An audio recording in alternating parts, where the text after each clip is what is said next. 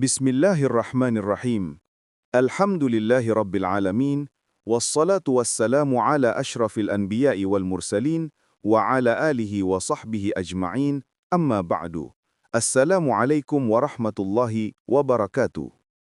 Puji dan syukur marilah kita panjatkan kehadirat Allah Subhanahu wa Ta'ala yang telah memberikan kita nikmat iman, nikmat Islam, dan nikmat kesempatan untuk kembali bertemu di ruang yang penuh barakah ini. Salawat serta salam semoga senantiasa tercurah kepada junjungan kita, teladan kita, Nabi besar Muhammad sallallahu alaihi wasallam beserta keluarga, sahabat, dan para pengikutnya hingga akhir zaman. Selamat datang kembali para pencari ketenangan di program Kamar Renungan di channel YouTube Pikir dan Rasa Galih P. Saputra.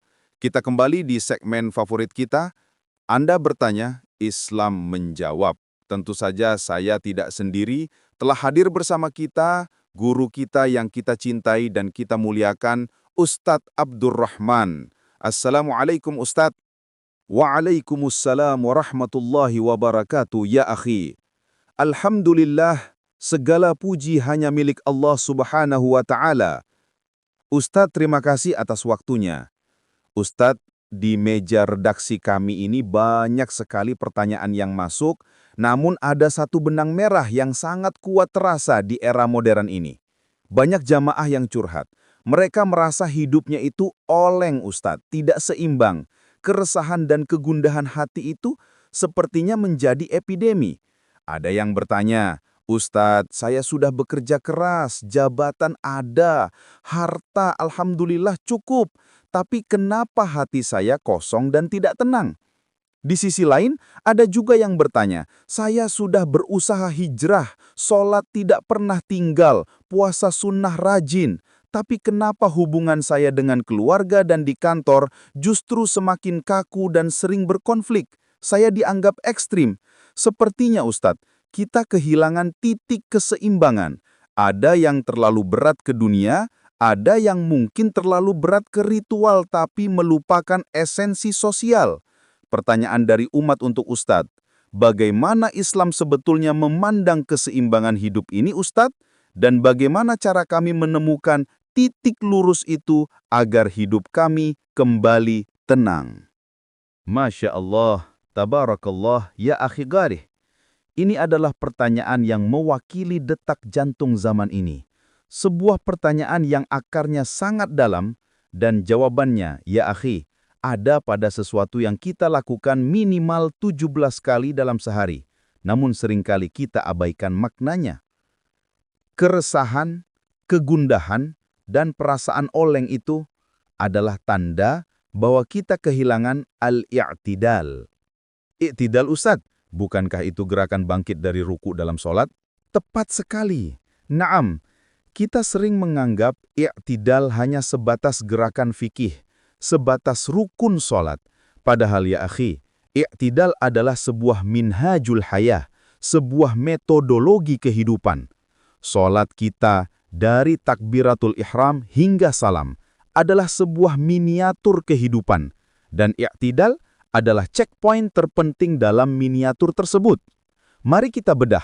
Fenomena yang Akhi Galih sampaikan tadi, hidup yang ekstrim ke kanan atau ekstrim ke kiri adalah cermin dari sholat yang tidak menghadirkan ruh i'tidal. Kita gagal berdiri tegak lurus dalam hidup karena kita gagal memahami makna berdiri tegak lurus di hadapan Allah Subhanahu wa Ta'ala. Allah Subhanahu wa Ta'ala telah menetapkan bahwa umat ini, umat Muhammad sallallahu alaihi wasallam adalah umat yang memiliki satu karakter agung. Karakter inilah yang seharusnya menjadi solusi atas keresahan tadi. Allah berfirman dalam Quran surah Al-Baqarah ayat 143. Mari kita tadaburi bersama. A'udzu billahi minasyaitonir rajim. وَكَذَلِكَ جَعَلْنَاكُمْ أُمَّةً وَسَطًا لِتَكُونُوا شُهَدَاءَ عَلَى النَّاسِ وَيَكُونَ الرَّسُولُ عَلَيْكُمْ شَهِيدًا. Artinya, dan demikian pula, sebagaimana kami telah memindahkan kiblatmu, kami telah menjadikan kamu, umat Islam, ummatan wasatan, umat yang adil dan pilihan, agar kamu menjadi syuhada 'alan nas, saksi atas perbuatan manusia, dan agar Rasul Muhammad menjadi saksi atas perbuatan kamu. Ummatan wasatan, Ustaz. Umat yang pertengahan atau moderat, begitu ya? Betul sekali. Tapi kata wasatan dalam khazanah bahasa Arab memiliki kedalaman makna yang luar biasa. Inilah pentingnya kita memahami balaghah, retorika Al-Quran. Secara lughawi, bahasa, wasat memang berarti tengah. Namun dalam istilah Arab, sesuatu yang wasat di tengah seringkali bermakna al-khiyar yang terbaik, al-adal yang paling adil, dan al-ajwad yang paling berkualitas. Mengapa? Karena titik tengah adalah titik poros, titik keseimbangan. Ia terlindung dari dua sisi ekstrim. Ia adalah puncak kemuliaan. Jadi ummatan wasatan bukan sekedar umat yang nanggung, bukan umat yang abu-abu, tetapi umat yang terbaik, umat yang paling adil, umat yang proporsional, umat yang i'tidal. Dan coba kita lihat asbabun nuzul, sebab turunnya ayat ini. Para ulama tafsir seperti Imam At-Tabari dan Imam Ibnu Katsir menjelaskan bahwa ayat ini turun dalam konteks perpindahan kiblat. Ketika kiblat berpindah dari Baitul Maqdis ke Ka'bah, Makkah, terjadi kegoncangan. Orang-orang Yahudi di Madinah mencela, lihat Muhammad tidak konsisten, dia rindu kiblat nenek moyangnya. Orang-orang musyrik Makkah pun mengejek, umat Islam sempat bingung, maka turunlah ayat ini. Seakan Allah Subhanahu wa Ta'ala berfirman, kalian umat Islam dijadikan wasat. Kalian tidak seperti Yahudi yang terlalu kaku pada syariat, materialis, hingga menolak kebenaran baru. Kalian juga tidak seperti Nasrani dalam konteks saat itu, yang terlalu berlebihan dalam aspek spiritual hingga dianggap mengubah esensi ajaran. Kalian adalah umat penengah, i'tidal, yang adil, yang mengambil kebaikan dari keduanya, kuat dalam syariat seperti Ka'bah, dan kuat dalam spiritualitas seperti Baitul Maqdis. Benang merahnya dengan keresahan zaman ini ya akhi, sangat jelas. Keresahan muncul karena kita tidak wasat. Kita menjadi ekstrim. Ada yang terlalu kaku seperti Yahudi, hanya ritual, keras, tekstualis, atau terlalu bebas seperti kutub lainnya. Spiritualitas tanpa aturan, liberal. Ketenangan itu ada di wasat. Ketenangan itu ada dalam i'tidal, yaitu menyeimbangkan antara hak Allah Subhanahu wa Ta'ala, ibadah ritual, dan hak makhluk, pekerjaan, keluarga, sosial. Masya Allah, dalam sekali maknanya Ustadz. Jadi, i'tidal dalam sholat itu adalah latihan harian kita untuk menjadi ummatan wasaton tadi ya Ustadz. Tepat sekali ya akhi. Ahsanta. Mari kita masuk ke fikih sekaligus hikmah dari i'tidal dalam sholat itu sendiri. I'tidal secara fikih adalah rukun fi'li, perbuatan, yaitu kembali ke posisi berdiri tegak setelah ruku. Dan ia adalah rukun yang qasir, pendek. Namun, kuncinya ada pada satu hal yang sering hilang, tuma'ninah. Kita ingat hadis yang sangat masyhur, hadis tentang al-musi'u sholatuhu, orang yang sholatnya buruk, yang diriwayatkan oleh Imam Bukhari dan Imam Muslim. Seorang sahabat masuk masjid, sholat, lalu memberi salam kepada Rasulullah Shallallahu Alaihi Wasallam. Apa kata Rasulullah? Irji' fasolli, fa innaka lam tusolli. Kembalilah, sholat lagi, karena sesungguhnya engkau belum sholat. Ini terjadi sampai 3 kali. Akhirnya orang itu menyerah dan berkata, Ya Rasulullah, ajari aku tidak tahu cara yang lebih baik. Maka Rasulullah Shallallahu Alaihi Wasallam mulai mengajarkan tata cara sholat, dan di bagian i'tidal beliau bersabda, "Tsummarfa' hatta ta'tadila qa'iman." Kemudian bangkitlah dari ruku hingga engkau tegak lurus dalam keadaan berdiri. Dalam riwayat lain ditambahkan, hatta tatma'inna qa'iman, hingga engkau tuma'ninah dalam keadaan berdiri. Tuma'ninah itu apa? Tenang, berhenti sejenak. Para ulama fikih mendefinisikan minimal semua sendi dan tulangmu kembali ke posisinya semula, diam sejenak sekadar waktu untuk membaca subhanallah. Sekarang kita lihat realita kita ya akhi. Banyak di antara kita yang i'tidalnya seperti naqratud dik, patukan ayam jago. Bangkit dari ruku, badan belum lurus sempurna, sudah langsung meluncur untuk sujud. Fa innahu lam yusolli. Dia belum sholat, kata Rasulullah. Astagfirullah.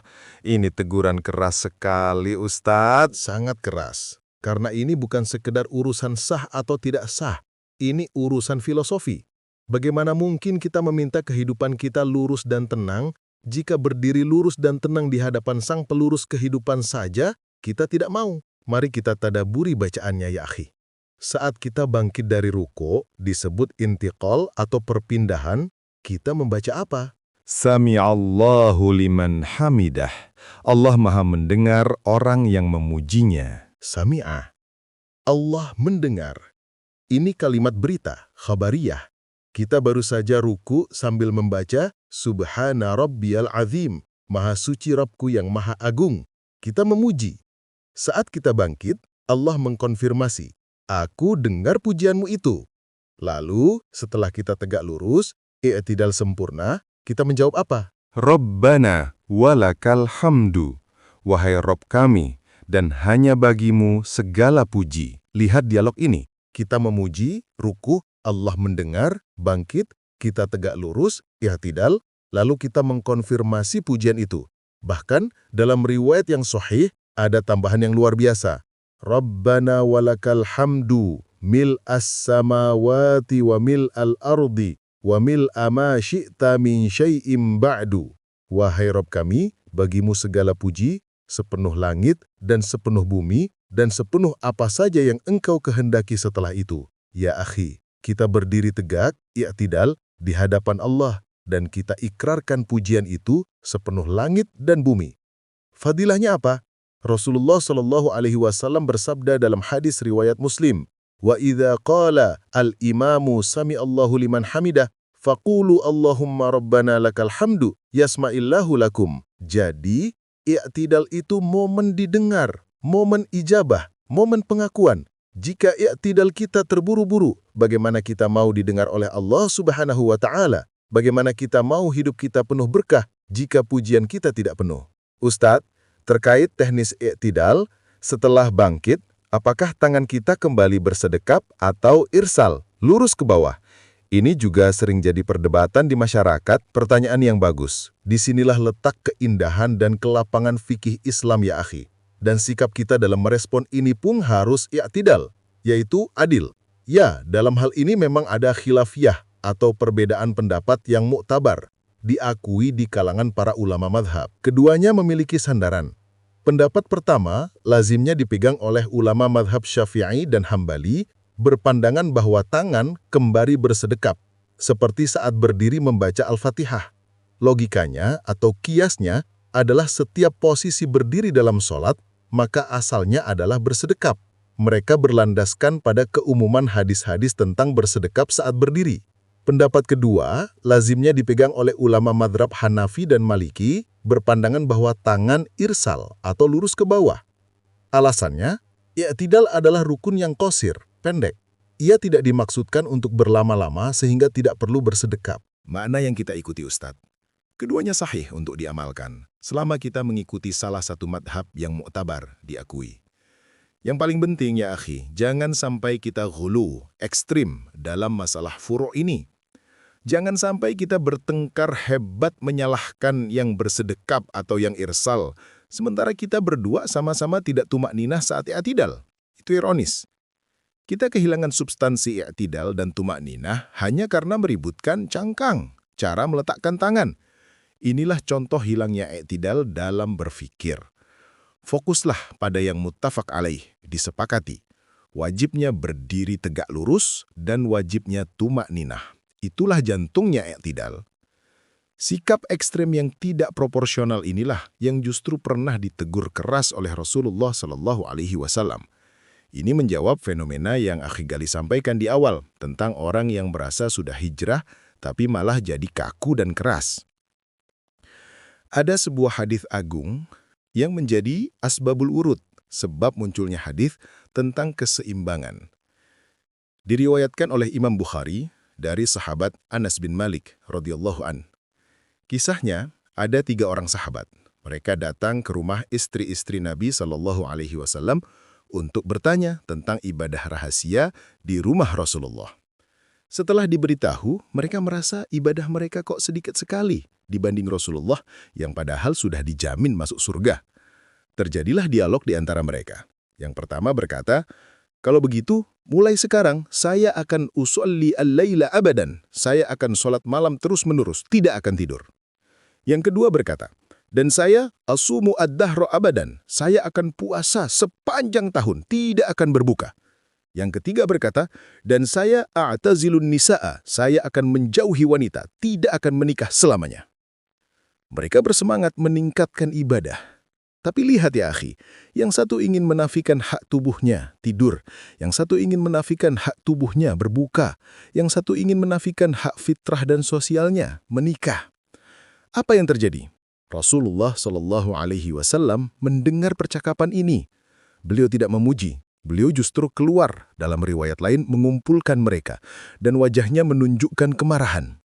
Beliau bersabda yang maknanya, "Kalian yang tadi berkata begini dan begitu. Amma wallahi, inni la akhsyakum lillahi wa atqakum lahu." Demi Allah, sungguh, aku adalah orang yang paling takut dan paling takwa kepada Allah di antara kalian.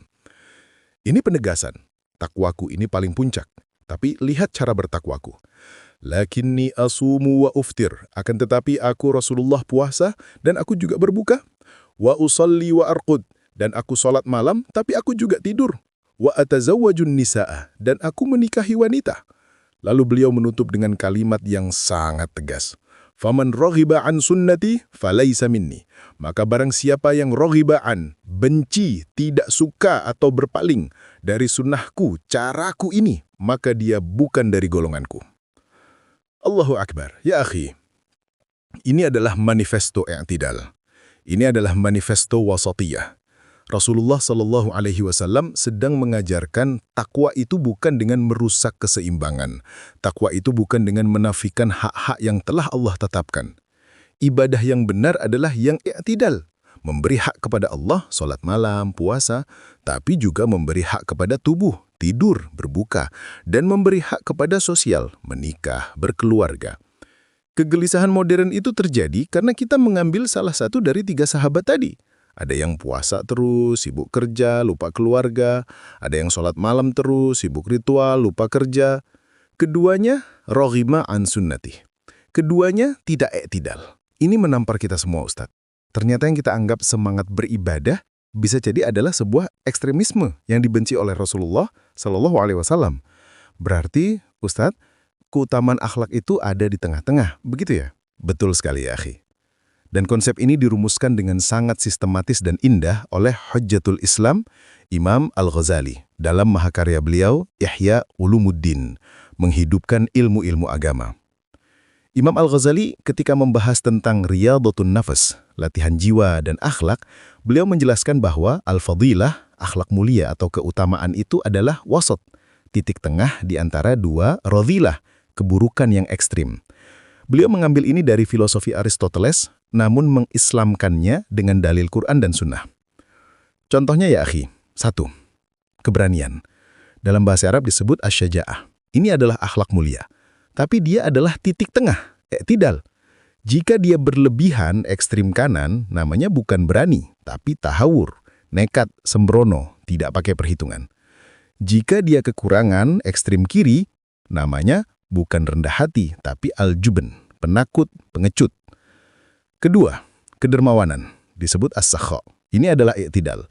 Jika berlebihan ekstrim kanan, namanya israf atau tabzir, boros, menghambur-hamburkan harta. Allah berfirman, wala tubadzir tabziro, jangan boros. Jika kekurangan, ekstrim kiri, namanya al-bukhl, kikir, pelit. Ketiga, tawadu, ini i'tidal.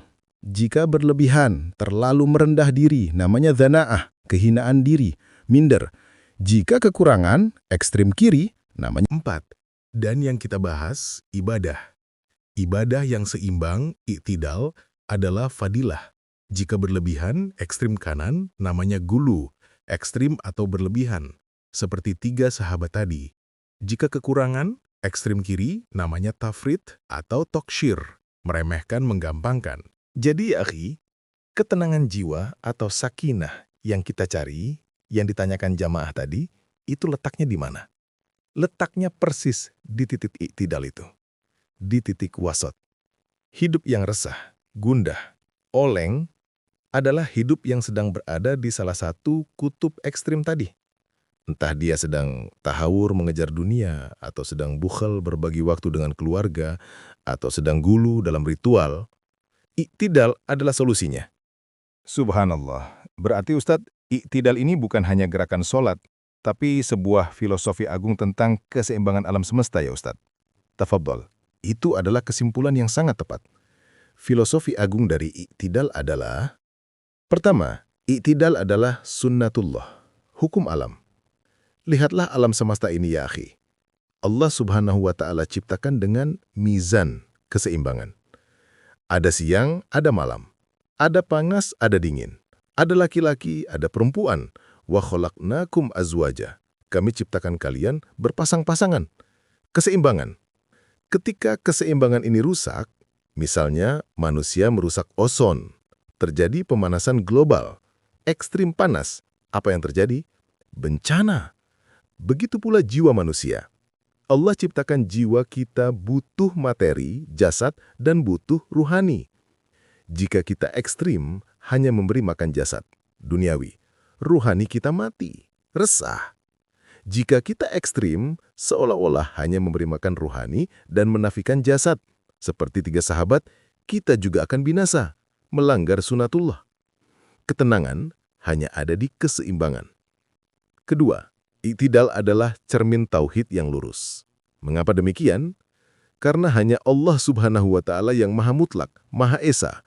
Kita, sebagai hamba, adalah makhluk yang serba terbatas dan serba terkait. Kita punya hak jasad, hak ruh, hak akal, hak keluarga, hak masyarakat. I'tidal adalah seni adil. Dan adil adalah wadlu syai'in fi mahallihi. Meletakkan sesuatu pada tempatnya atau porsinya. Kita harus adil pada tubuh kita, beri haknya istirahat. Adil pada ruh kita, beri haknya ibadah. Adil pada akal kita, beri haknya ilmu. Adil pada keluarga kita, beri haknya waktu. Itulah i'tidal. Ketiga, i'tidal dalam sholat adalah training center harian kita. Setiap kali kita bangkit dari ruku, simbol ketundukan, lalu kita berdiri tegak lurus i'tidal, saat itu kita sedang diingatkan oleh Allah subhanahu wa ta'ala. Hambaku, setelah engkau tunduk padaku, sekarang tegakkan hidupmu. Luruskan hidupmu. Seimbangkan urusan duniamu dan urusan akhiratmu. Jangan oleng lagi. I'tidal adalah momen kita meluruskan kembali kompas hidup kita. 17 kali sehari. Pertanyaannya, sudahkah kita sadar akan training agung ini? Astagfirullahaladzim. Terima kasih Ustadz atas pencerahan yang luar biasa ini. Ini benar-benar membuka mata kita semua. Ya akhi, maka sebagai penutup renungan kita di kamar ini, mari kita sama-sama bermuhasabah. Introspeksi diri kita masing-masing. Mari kita tanyakan pada diri kita yang paling dalam. Sudahkah i'tidal sholat saya disertai tumakninah? Atau masih terburu-buru seperti patukan ayam? Sudahkah saya i'tidal atau adil pada tubuh saya? Ataukah saya zolimi dia dengan kerja lembur terus-menerus hingga melupakan haknya untuk istirahat dan ibadah? Sudahkah saya i'tidal atau adil pada keluarga saya? Sudahkah saya berikan hak istri dan anak-anak saya berupa waktu yang berkualitas, atau saya terlalu sibuk dengan gadget dan hobi saya? Sudahkah saya i'tidal atau adil dalam beragama? Sudahkah saya seimbang antara semangat ibadah ritual dengan kelembutan akhlak dan muamalah sosial? Mari kita luruskan kembali. Kita mulai dari meluruskan dan menenangkan i'tidal kita dalam sholat. Semoga dengan lurusnya i'tidal kita di hadapan Allah, Allah subhanahu wa ta'ala berkenan meluruskan segala kebengkokan dan keresahan dalam hidup kita. Mari kita tutup dengan doa. Bismillahirrahmanirrahim. Alhamdulillahi rabbil alamin. Allahumma salli ala Sayyidina Muhammad wa ala ali Sayyidina Muhammad. Ya Allah ya Rabbana, lakal hamdu mil'as samawati wa mil'al ard. Wahai Rabb kami, bagimu segala puji sepenuh langit dan bumi. Ya Allah, kami mengadu kepadamu atas jiwa kami yang sering oleng, hati kami yang sering resah, dan hidup kami yang jauh dari keseimbangan. Ya Allah, ajarkan kami makna i'tidal yang sesungguhnya. Luruskanlah solat kami, luruskanlah hati kami, luruskanlah kehidupan kami. Jadikanlah kami sebagai ummatan wasaton, umat yang adil, umat yang pilihan, yang mampu berdiri tegak lurus di jalan-Mu. Allahumma a'inna ala dzikrika wa syukrika wa husni ibadatik. Rabbana atina fid dunya hasanah wa fil akhirati hasanah wa qina adzaban nar. Wa sallallahu ala nabiyyina Muhammadin wa ala alihi wa sahbihi ajma'in. Walhamdulillahi rabbil alamin. Wallahu alam bisawab. Assalamualaikum warahmatullahi wabarakatuh. Waalaikumsalam warahmatullahi wabarakatuh. Jazakallah khairan katsiran Ustadz Abdurrahman atas ilmu dan renungan yang begitu mendalam. Sahabat Kamar Renungan, ketenangan ada di titik keseimbangan. Ketenangan ada pada i'tidal. Mari kita perbaiki i'tidal sholat kita agar Allah Subhanahu wa Ta'ala memperbaiki i'tidal kehidupan kita. Saya Galipe Saputra, mewakili segenap kru Fikir dan Rasa yang bertugas, mohon undur diri. Semoga kita dapat kembali bertemu di episode Kamar Renungan selanjutnya. Wabillahi taufiq wal hidayah. Wassalamualaikum warahmatullahi wabarakatuh.